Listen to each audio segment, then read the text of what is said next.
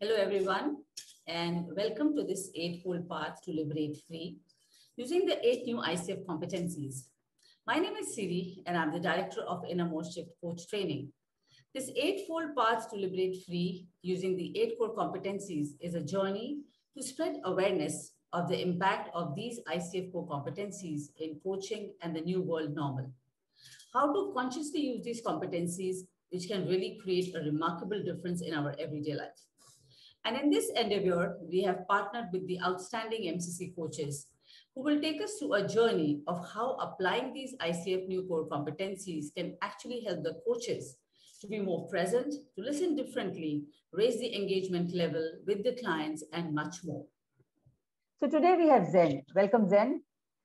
She is one of the Canada's top 100 most powerful women. And she is also a Forbes coach in the Forbes Coach Council. She's an executive and a leadership coach, and of course, an MCC coach. Jenn partners with high achievers to help them to really identify and work through the root cause of their challenges. It's not just about the symptoms she works with, and she really works with them at the core, helping them to get inside their own selves. Over 15 years of experience in coaching, mentoring, gap analysis, and strategic development, Jenn's curious drive to learn new concepts allows her to really provide an expertise and create a bigger picture at the leadership level. And when Jenn is not working, what is she doing? She's inspiring leaders. She's also a wonderful wife, a mom, a fearless skier, aspiring golfer, and a brand new piano player. Very, very inspiring, Jenn. So today, she's going to discuss with us the importance of the ICF Core Competency 4, which is cultivating trust and safety in this new world of coaching sessions. So welcome, Jenn. Thank you for having me. It's a pleasure to be here. Thank you so much. So I want to start off with talking about 2 case studies. And I think over the course of our conversation, I'm going to bring in a lot of situations from other clients along the way. And I want to tell you 2 stories about some clients that I've worked with. And the first one is a chief financial officer that I worked with a number of years ago. And this CFO was, at the beginning of coaching, experiencing significant conflict with the president and CEO and with the rest of the executive team. And that was what brought her to coaching. And she was brought to coaching not at her request, but at the request of the president and CEO. And when I first met with her, the very first thing we did is talk about confidentiality. We talked about confidentiality, and then, although not required by the ICF, we signed a confidentiality agreement together after talking about confidentiality so that we're clear on what confidentiality means and what it doesn't mean, and what the expectations were of our conversations, what needed to be reported back to the organization and what did not. And then we signed that confidentiality agreement together. The client signed it to acknowledge that we had a conversation about confidentiality. And then I sign it as a commitment to the client and acknowledging that they are my client, not the sponsor, which is the organization. From there, in our first conversation, we moved into, okay, so we're here. And you've been asked to undertake coaching. And there's the goals that your organization would like you to achieve. If we're going to work together with each other for a year, and it was a year-long engagement, what is it that you hope to be different or as a result of our work together? What do you want? Really spending our first hour and a half together digging into what she wanted. And what she wanted was not to be in conflict anymore, was wanting to come back to being aligned with her values. And what brought her to the organization more than a decade earlier. And much had changed over time, and coming back to that alignment. And fear that our work together could lead to her leaving the organization and not leaving on her own terms. And so that's where our relationship started. We worked together through that contract for a year, and about 9 months in, we had had many alignment sessions between the CFO and the president and CEO of the organization. to create that greater alignment, and things seemed to be progressing fairly well. And the relationship was still tenuous, but it was improving. And after 9 months, we wanted to do a feedback check on a 360 that had been completed near the beginning of the coaching engagement. And we had an agreement together, the client and I, to save the feedback until our next session of coaching. And then the topic came up in our coaching conversation, and the direction she was going to take was completely counter to the feedback that had been collected. And as her coach, I asked for permission to share the feedback earlier than we had agreed. I felt that it may have a material impact on the direction she was going, and it may be information that she wanted and may have regret if I kept to our agreement to save it till later. And I asked for her permission and she agreed. And I shared the feedback with her, and it was difficult feedback. It's not what she anticipated. And then she started to cry. And then she yelled at me that it was my fault and that I should have waited until our next session as we had agreed. And I told her, I've not been here before. I don't know what we do next. And she challenged me. She says, oh, so you're telling me I'm difficult and this is my fault? And I said, I'm not. I've not been here before. I don't know where we go next. And she stormed out of my office. We were in person coaching. And I waited 4 painfully long days for the client. I wanted to leave it to her to call. And if I didn't hear in a week, I decided that I would call her. And 4 painfully long days, I talked to my own mentors, advisors, my own coach, to look at how do I work on my side of the coaching relationship. And when she called after 4 days, I was ready. And I asked her first, what made her decide to call? And she said she wasn't ready to give up on the coaching relationship. And then I asked her what she needed for us to move forward. And she says, I need an apology. I need to know that you will never, ever do that again. And the hardest thing, one of the very hardest things that I've ever done as a coach is I said, I'm truly sorry for the impact that it had on you. And I'm here to clean it up. I need you to know that I would do it again. Because I did it in service of you. And if I had held back and not raised a request for permission, I would have done that in service of me. And I need to take risks with you in service of you and be willing to clean up afterwards and risk to get it wrong so that you can also take courageous risks in our coaching together and that we can be a partnership. And she said, I need to think about that. And without judgment, I'll let her know that you take whatever you need. This is a partnership and it's your decision in whether or not we continue as a partnership. I've let you know my desire to continue. This needs to be mutually beneficial. And then we'll need to look at what our next steps are, whether we continue and how we continue, or whether we wrap up and how you would like us to wrap up and conclude our coaching. And the next day she came back and she said, I would like to continue. And I realized something. You are the first person that has stayed with me through my anger, where everyone else at work leaves me and blames me and shames me. I think this is what I need to work on. And after 9 months, that is where our coaching began. Wow, that's amazing. It's been several years and I still work with this client. I think that's commendable. Working together. Thank you. And working together, it was that moment that things shifted. That my vulnerability invited her ability to be truly vulnerable in our relationship together and to tackle the really hard things that this client wanted to work on, yet was afraid to do so. And so I'll park that story. We can come back and unpack that one when we come to look at the competencies. And I'm now going to tell you a story about another client that, again, was a client that came to coaching not of his own choosing. And I think it's a little easier to create trust and safety with clients when they come of their own choosing and they're setting the foundation for their own coaching.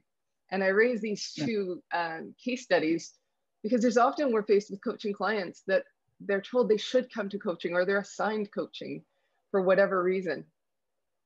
And this chief operating officer was a partner in a business with the CEO and the chief financial officer. And one day sat down for a meeting with these two leaders that were also co-owners in this growing business. And the two other leaders sat down in the meeting and they said to the COO, go home for 10 days. And if after 10 days you still want to come back to work here, you will need to work with a coach on your toxic behavior. It is no longer welcome here.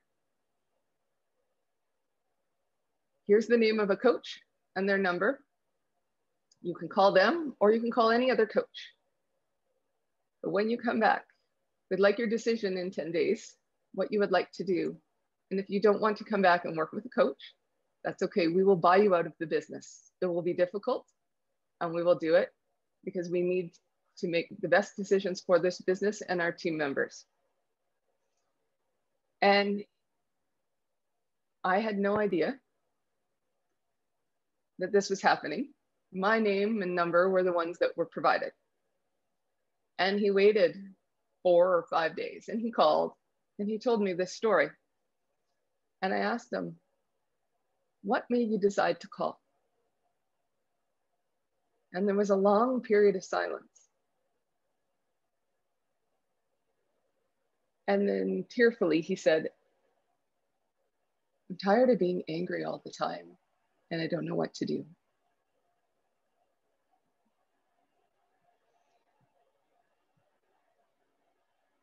It's showing up at work and it's showing up at home.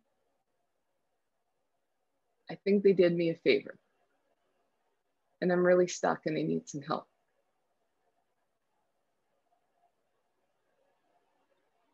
And he waited. And then my answer back was, I'm not sure I know how to help and I'm here to help. And that's where our coaching began. It took a long time to work through all the things that this client was struggling with and angry about, and lots of ingrained patterns of behavior that had served him so well for so long, and a lot of fear in letting go of anger and learning some new skills. At the end of our work together, the COO chose to leave his organization, not because of his behavior, but because he found what he was truly passionate for, with the safety and permission to explore the root cause and those things that were underneath all the anger. And one of the things he learned was he was living a life doing what everybody else wanted him to do. And the process of having a partner alongside him and lots of exploration, he chose to leave and leave on great terms with his business partners and create a plan to transition him out of the organization in a way that left him feeling fulfilled, and to continue partnership and friendship with his business partners. So those are the two case studies that I want to unpack and look at these core competencies through today. Wonderful. That's great. That's great. Okay. Here we go. Here come the core competencies. So the competency, again, that we're looking at today is Cultivates Trust and Safety.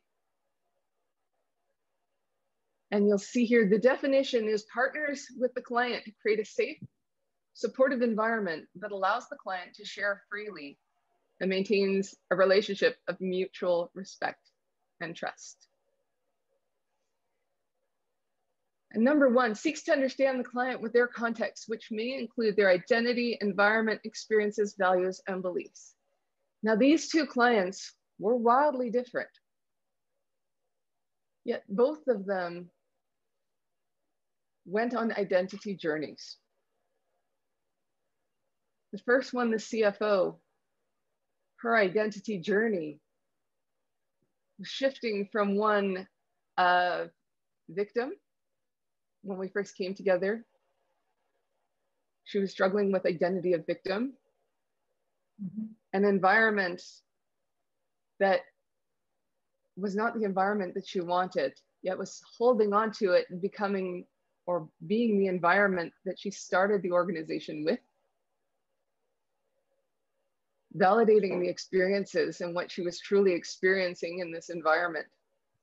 This was a client that had strong Christian beliefs and strong values that were tied to her service to this organization. Making room in this coaching to explore the identity that she wanted and the identity that she was feeling was forced upon her, and having no judgment. A lot of self-management was required by me as the coach. There were things that I may have wanted her to see and become, and working, whether it was through feedback, sharing with her, sharing it with non-attachment was important to help explore identity, to make room for her to explore and talk about her values, but specifically her beliefs. In Canadian culture, there's a lot of faith that shows up, a variety of different faiths, yet it's not something that's openly discussed in a workplace environment or even in social circles.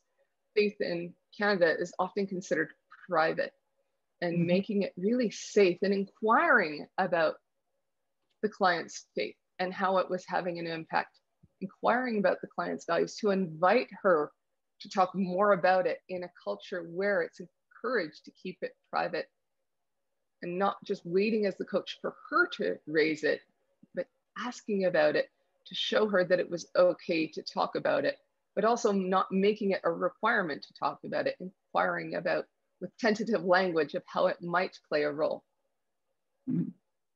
When it came to the other client that started coming into the coaching with, I'm tired of being angry all the time, this client started with an identity of, I'm an angry person,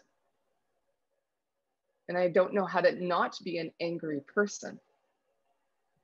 I'm working with this client to look at identity and anger being an emotion, not who you are, and separating those two and understanding their life history up until this time, and exploring how anger has been a tool that's created safety for them and created their success to this point. And then exploring the current environment and how anger may serve them and how anger may not serve them, to getting what they want most next. And then tying in how anger was serving them, honoring their values and beliefs, and how it might be getting in the way, to help bring the client to their own choices in what they wanted to do next, without any judgment. The next area, demonstrating respect for the client's identity, perception, style, language, and then adapting my coaching to each of these clients. One client talked a lot about everything else except their core issues. And I know that you're all struggling with some clients that want to tell a lot of story, and how to work with a client like that, with honoring them. And with that client, that was the CFO, setting up a lot of permission in our coaching together working on what my coaching school called designing the alliance, and building in permission to challenge and to interrupt, but with respect, and also permission for the client to challenge back in our true partnership. Asking questions of the client's perception and getting really curious about them and the impact, and how, again, it might tie into their values. I'm willing to be patient with the client to get them where they want to go, and shelving or putting away any thoughts of where I think this client ought to go and what's best for them. And it's so easy as a coach to think we know all sides of the story. Inquiring about multifaceted parts, all the different parts of a client's life, not just the work that was presented to us, the work identity, but looking at their whole identity and who they are as a person, not just who they are in the one situation. I'll come to number 3, acknowledging and respecting the client's unique talents, insights, and work in the coaching process. That CFO client was so important to bring her in as an equal partner in the coaching process, and bringing in her great gift of analysis, but also looking at strategy for the future and applying those skills to what we were able to call a new project. If you are a Me Inc., a CFO Inc., you were a small company, just you. What's your analysis of this small company? And part of her analysis was, oh, this company doesn't have a great organizational chart. There's a lot of departments that are missing. It's a pretty lonely company with one person trying to do all the different roles themselves. And we work together to fill out that org chart with emotional support, with mentors, and fill out all the different departments in her small company that she needed to be successful as an individual. She identified them. It wasn't my role to tell her what those departments ought to be, but simply bringing about a framework and a process to allow her to bring her skills together in charting the path forward. When it came to the COO client that started coaching angry all the time, acknowledging and respecting his unique talents was really important, because he was struggling with some imposter syndrome. He was struggling with being in a senior executive role, but not having a university education, not having an MBA, and how he needed to fill those gaps in order to feel like a whole person and not be an imposter in this role. I'm working with this client to acknowledge the skills and strengths that he already had that had brought him to this point, and bringing in his insights in the situation that he was in today, and some of the options that he saw in the path forward, whether or not they were what others would want of him, and making it okay no matter what those options were, and not reacting. And again, a lot of self-management to not show any judgment on my side and be completely impartial with the client. The next one is showing support, empathy, and concern for the client. And I hope you heard in both of my stories that support, empathy, and concern for the client.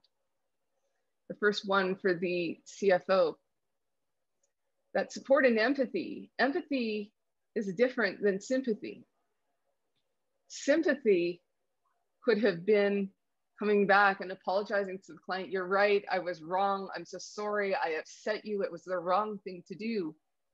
Empathy was, I'm sorry that hurt you, and I'm willing to clean it up. And I would do it again. And how do we work together knowing that that's where I need to be as your coach, get you where you want to go.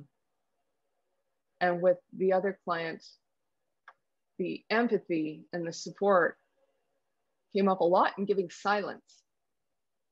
Just like that very first phone call, in waiting for the emotion to come up for him, and then not rushing to fix it, but just to sit in it and to make it okay to feel what you're feeling, and not rushing to, okay, so now what are we going to do about it?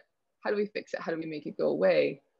Empathy is acknowledging that emotion, that it just is.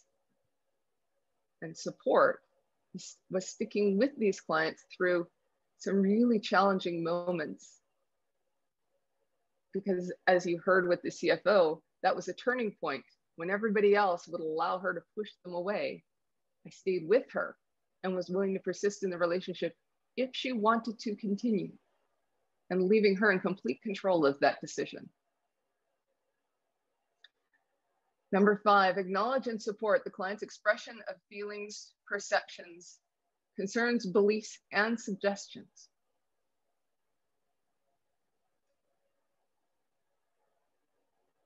Both of these clients explored leaving their organization.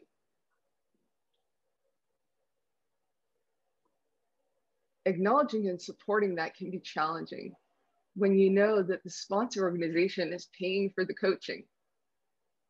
And here I'm exploring with this person that they may leave. And acknowledging and supporting their feelings without judgment, things they want to explore. I often find myself exploring whether or not a client wants to be with their organization because I work in the space of leadership and executive development. A very small fraction ever leave.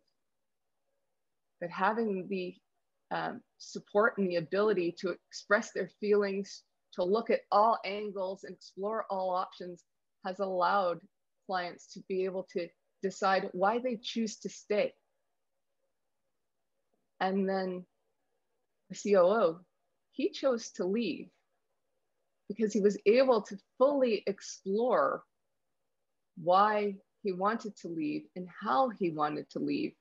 He was able to leave in a way that it was natural for everyone, and it was a smooth transition that maintained his relationships because he had a safe place with no judgment to fully explore and then make his own decisions. And lastly, number 6 is demonstrating openness and transparency as a way to display vulnerability and build trust with the client. I had no idea where either of these coaching engagements were going or what was going to show up in each and every coaching session. And the vulnerability to tell a client, I don't know where we go from here. To tell the client, I don't know what's next. And I'm willing to stick with you and figure it out. Or the client that came with, I'm tired of being angry all the time, and I don't know what to do. I'd never had a client say that to me before. I didn't know where to go. And in the silence, allowed my natural intuition to help guide me on what's next, rather than having a formula of, okay, wait, he said this, I say this, okay, we go here, and let's move to the next stage of our coaching conversation. The silence allowed me the opportunity to then partner with him and together determine what was next. Bringing in a lot of silence into both of these coaching relationships was essential to our partnership, not just creating the trust and safety together.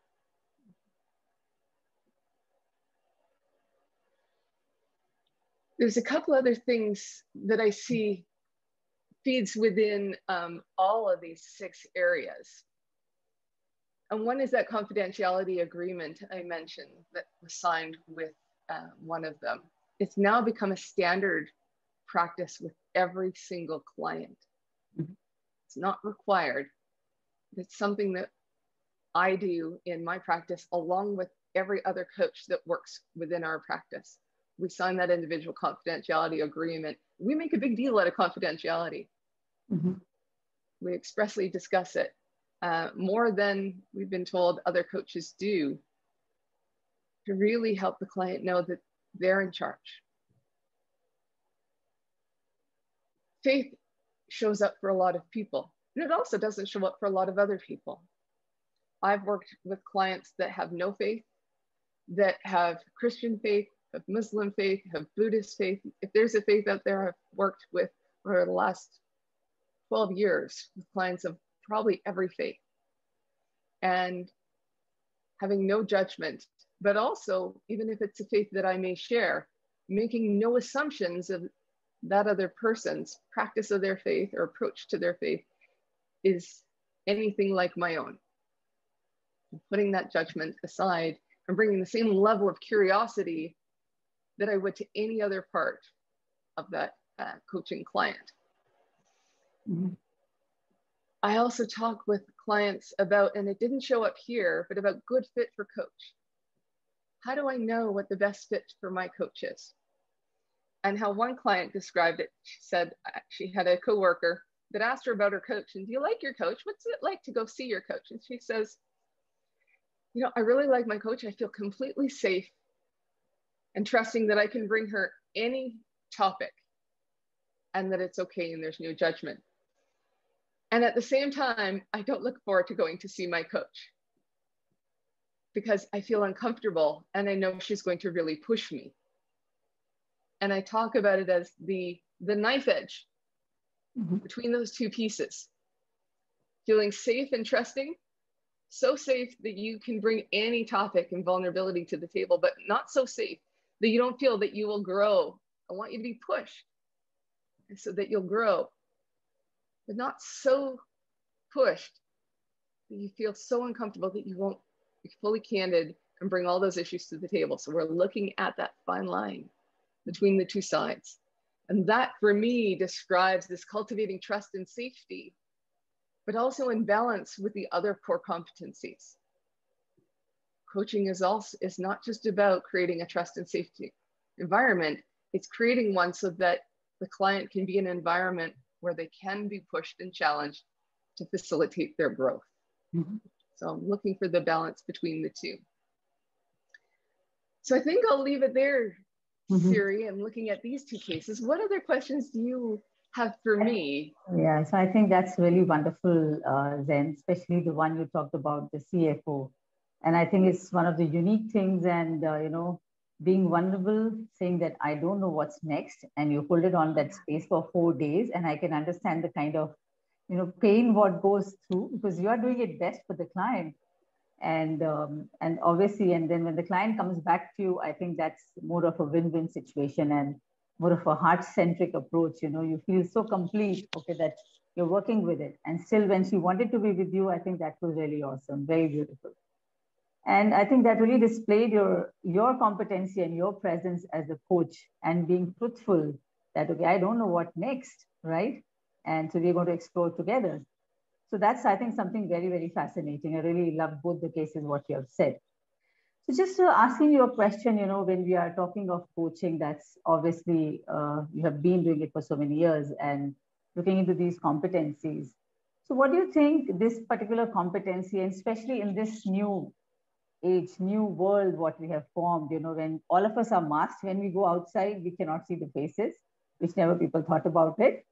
So how does working on, you know, for the whole environment, I'm looking at a bigger picture, you know, how does this competency in terms of when you're talking to a client or when you're talking to somebody as a coach and as a normal person, how does this first part of it, that we need to understand that what could be the identity, what is the environment, what are the experiences and the values and beliefs people hold. So how do you think we can really take this as one of the competencies so we can, you know, create a difference in people's life? So if you can throw some perspective from that angle. Yeah, this is coming up a lot because people are on Zoom, they're on Teams, they're on technology platforms. And how do I build the relationship when I I don't get to see people. I don't get to touch people, even family members anymore, or I work with leaders and with my team, I feel disconnected. I think number one is get on video. Mm-hmm.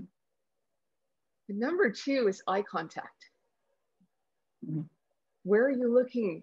And whether it's on video or it's in person. And I have a non-coaching example of something that was an in-person that I think is relevant from a few years ago to what we're dealing with today. And I was going to a business event in downtown Calgary. And in downtown Calgary, there are homeless people. And it was in the library. And walking into the library, I was with a few other people attending the event. And one of the homeless people in our community started talking to me. And he was chit-chatting with me and being super friendly. And I looked at him and we talked a little bit. And then I wished him a great day. And one of the people that I was walking with said, I can't believe you did that. Don't you feel unsafe? And I remember telling that person, people are only unsafe when you're unwilling to give them the respect of looking them in the eye. Absolutely. Very beautiful. Everybody wants to be valued. And part of how we value other people is looking them in the eye and giving them that respect. And when we take that into the virtual world and the COVID world, although our faces may be covered, right, we can still be in relationship with each other through our eyes. And are you just smiling? Or are you smiling with your eyes? Right. Are you really seeing the other person? And I like to talk about, I can't coach people that I don't love. I love every single one of my coaching clients. I can't coach them if I don't. And we can reach inside ourselves and we can find love for the other person in front of us. And part of that love is then putting aside my discomfort and turning on my video. Or part of my love is putting away my discomfort and maintaining eye contact for just a little bit longer than I'm comfortable with to help that other person feel valued and seen in that moment. Absolutely, absolutely. And I think it makes a lot of sense when you hear the story for them and ask them that where they come from, what is the kind of environment they are in, the experiences that they share, and so, and you know, what is the kind of values and beliefs that they hold, so that it becomes much easier for a coach as well to understand, you know, where are they coming from. The whole space is open to you while you create a lot of trust and safety for them. As you also mentioned, that confidentiality is something which you always kind of sign up with them, right? And I think that's a part of the agreement. And once you do that, right, it actually makes people much more safer. And especially when you're coming with the energy of love, I think that's something very, very beautiful. It just opens up your heart and it opens up the heart of the other person. And we can really touch them from the core. Very, very beautifully said. And also, while you mentioned so many things, the two cases which you mentioned, I really understood the whole perception, what you shifted along with the client, right? So you allowed the client to be there and you stood by your own, thought process that you will wait for some time. And also you understood the perception, because all of us go through many experiences of life. And we do, we do understand from the core of the heart what the other person is going through, where you had so much of courage to tell that lady that, you know, how it's going to change. But that was very commendable that you did stick to your thought process, but you also change your own perception that how could she feel, and you hold it on to yourself. So what do you think when we talk about, the style and the language that we need to adapt in the coaching scenario when we're talking to a client? So for me, I would really understand from a different perspective. So probably you can throw some light on this. When we're talking to people, people have a language which they can feel certain things, they can see it or they can hear it. And if we start understanding them, that where are they coming from, what is their style of talking, or what is their style of interacting with the people, it could be coming from an internal space or an external space, or getting the whole environment together, or maybe just focusing it on oneself. So how do you think this particular second thing we are talking, and still respecting their thought process, which you did so well in the other cases? So what do you think if we display this competency as a part of our interacting with the people in the whole world. So I'm taking always a little broader perspective because yes, coaching, it is always there. We are focused on one person. But with this new situation, as you rightly said, we are more on video calls. You know, we can't touch, we can't feel, we can't be with the person's space, but still getting into that energy space. So how do you think this can be really helpful from that perspective?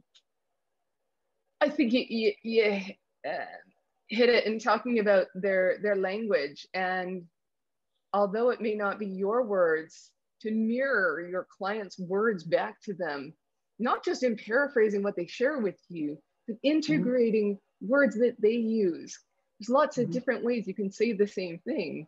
And when you're hearing specific words for your client, or you're learning that there's a trigger word for them, you may stay away from the trigger word and use more of the language that your client uses, and adapting your style to meet them where they are, we say.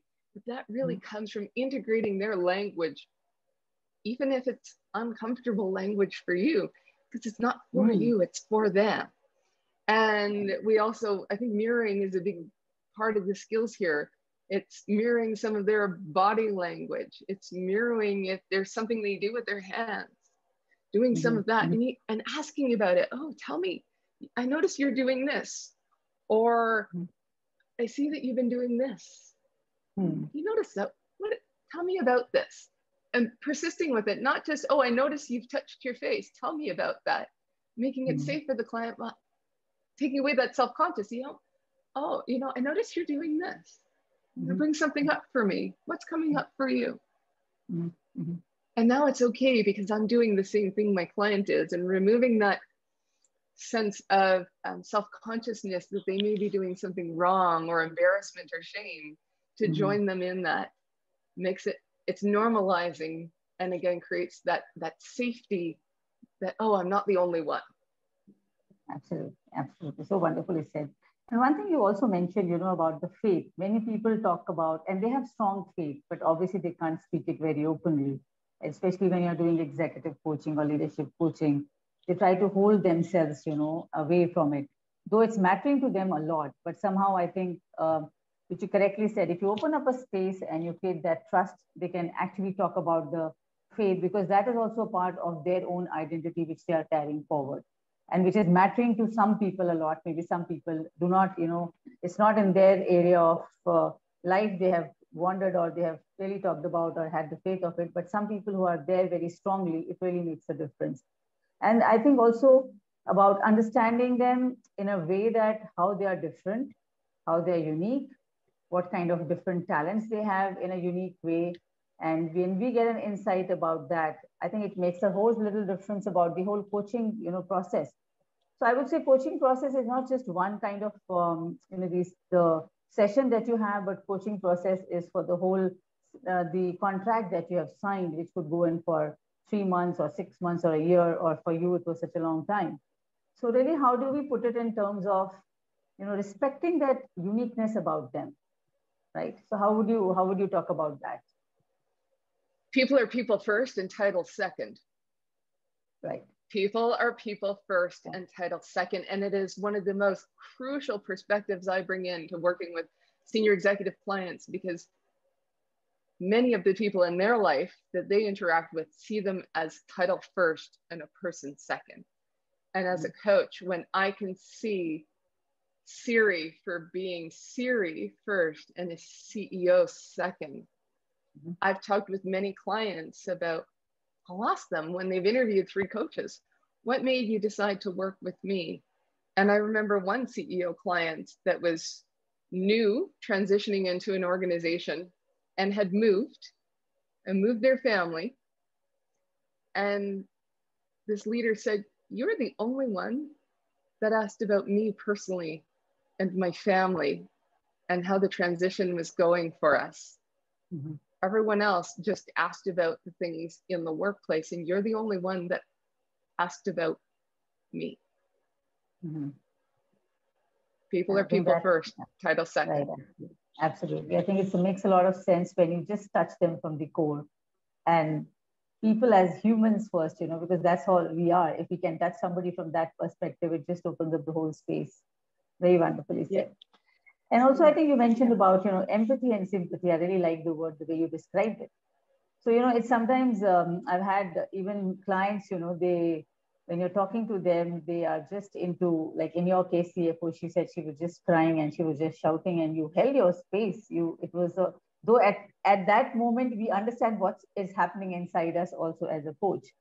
Yet you have to hold that whole space where you are not flowing with the person, not doing what the person is doing, but holding the space for the person to empty up, right? And that's what I think, what I feel is more empathy, as you rightly said. And it also, and I think what you did, you holded the space and she could feel that you're not judging me. So I would like to come back, because you were the only one when in my anger, you did not say anything to me. That was so beautifully said, So how do we really apply this in our day-to-day life?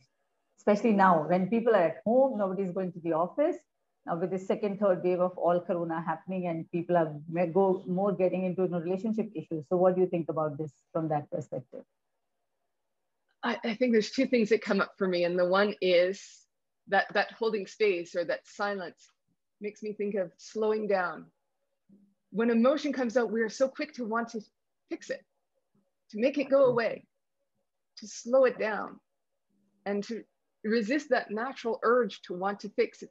It's normal. We're wonderful, caring, helpful people, and acknowledge that sometimes our help is not required, and that other person is okay with their feelings, and you can be with them through it without fixing it. And the other half is somewhat related. It's having boundaries and maintaining my side of the relationship on this side of the fence, and allowing you to be on your side of the fence and not moving to sympathy, is just because someone's feeling emotion also doesn't mean that they can unload all that emotion in a negative way on you. And so talking about what's okay and what's not okay, even if the other person is uncomfortable or disappointed, it doesn't mean you have to change your decision. It just means you have to acknowledge it and take that information in. But empathy is essential to have boundaries with it, or it can become sympathy. I think just about the last question. Sometimes I feel that sometimes when you are silent and you're not speaking, that could also be sometimes irritating for the people. What do you think about it? Because they are coming with so much emotion, and you're not just doing anything, no response, and you're just being silent. So what do you think? How to handle that? Uncomfortable silence is uncomfortable for everyone. Yes, and especially for the loved ones.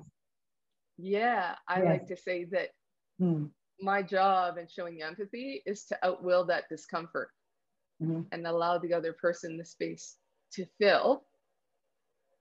And even though it's uncomfortable and can be irritating for the other person, my story is that we don't have enough practice in what to do with that silence. And the more I can sit through the irritation, the discomfort, they'll let me know what they need, and they can then speak for themselves and ask for what they need me to say or do, rather than me deciding for them. So that irritation, to make that okay, and something that's my development to work through, rather than to rescue them from it. And how do you do with the loved ones? Because when you're in coaching scenario, you have a little bit gap. There is an emotional connect, but not an emotional connect. Especially when you come down to your homes and your loved ones, and somebody is just shouting, and somebody is just maybe crying, and you're creating that silent space. And that is one thing which I've heard from people when I'm coaching them also, that it is so irritating that the other person is not responding to what I'm doing. They're not even caring for me. They're not even listening to me. So what do you say about that? Being on the other side of that silence. Ask for what you need. Speak up with love. Ask for what you need. When they've shut down and they're giving you that silence, it may not be giving you that silence to serve you. It may be that they're stuck and they don't know what to do. Responsibility then is on you to talk about how you're feeling and put words to what you're feeling, and then ask for what you need from the other person. What I really need to hear right now is, I need for you to tell me is. Speak up and ask for what you need. Don't wait for the other person to give you what you need. Even if you think they ought to know, it's your job to let them know. I think that's very, very enlightening. Thank you so much for sharing your wisdom, Zen. It is such a wonderful thing, and you've shown light on different aspects that how with this new world, the new normal world, what we call it as, where we are more on the Zoom and more on the video and chats, and still being a little away from people. I think it's something which we can really still live by, seeing them face to face in the eye, and holding that space and still being there. Maybe a few words of love, and coming from that space of love, I think is very, very important. And that's one of my strongest values when I'm coaching and not coaching otherwise also, because when you have love in your heart, you can be just very genuine, and, you can create that whole space of trust and create that safety for the people that, yes, you are there being with them. So I think it's been a wonderful journey. And I really thank you for being here with me and sharing your views. I think it's going to be a great help for all the coaches and all the other people who are going to listen to this as well. And so thank you so much. Thank you, Siri. It was a pleasure to be here. Thank you.